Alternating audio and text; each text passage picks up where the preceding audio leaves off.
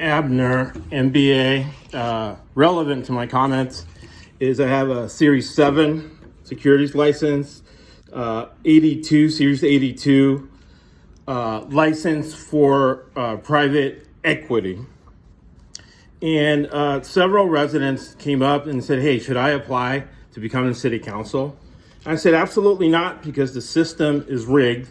And we started a pool before, for people that follow the city council. And I put $100 on Benjamin Yu, and I put $200 on Robertson, because he was with the sheriffs. So I would like to provide this evidence.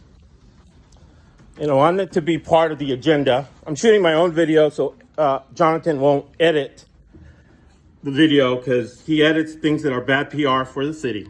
Now on there is family time collection that during our investigation, we forwarded this to the U.S. Attorney and the FBI, and they've been very nice in our communications with them, is a Chinese birther home.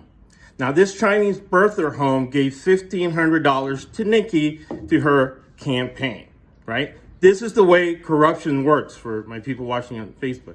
They give her $1,500. She votes for Vu to be on the city council. Corruption 101, all documented. I had a friend of mine who knows Chinese.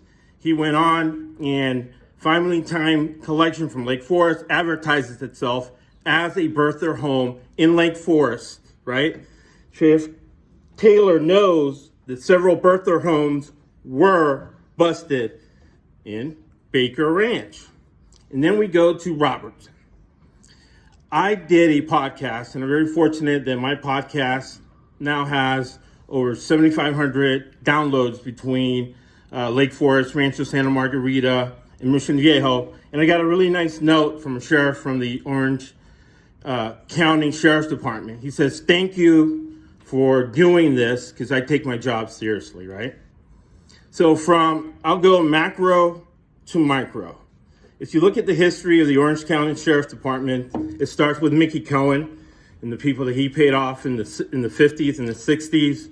You go to Mike Corona, Bustamante, who were arrested and charged and convicted of multiple felonies. And now you go to the snitch scandal.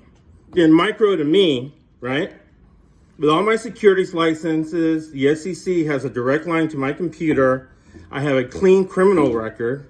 Bland from Chief's Tariff Department, right, lied to a judge in order to get a search warrant, right? Taylor, Barnes knows that if you have to lie to a judge to get a search warrant, shouldn't that be a clue that the guy's innocent? You need to wrap up your comments, please. Well, you gave other people up to 4 minutes, all right? And I'm going to close with that. And the only reason I do that is because it's been a comment to me that you allow white people to have more time, and when minorities come up here, you cut them off at 3 minutes. So I'll make a note of that, and there's video evidence of this. So, in closing, if you have to lie to a judge in order to get a search warrant on a guy that has a clean record, that should be a clue to you that you shouldn't be doing that and that you should be doing your job better. So Robertson saying that he's been 28 years in the sheriff's department. What did he do about Bustamante? What did he do about Corona? Any of you guys? What are you doing about the neo-Nazis at the sheriff's department, right?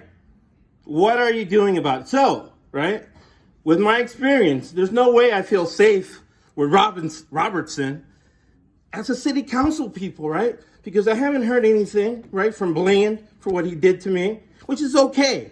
I have friends of mine that are on Barnes level in several police departments around the country, people I went to high school with and college with, that are great people, and they deal with corruption and they deal with corrupt cops all the time. Cities that have organized crime in the Costa Nostra there. So I understand this is a big world, and I have to depend on myself. I can't depend on Taylor. I contacted Deborah Rhodes. I can't depend on her, right? I contacted her this about her. She did nothing about it. Why? Because she doesn't care. But that's all right. That's okay. We're all big people here, and we're all responsible for ourselves and our actions. Thank you very much. Thank you.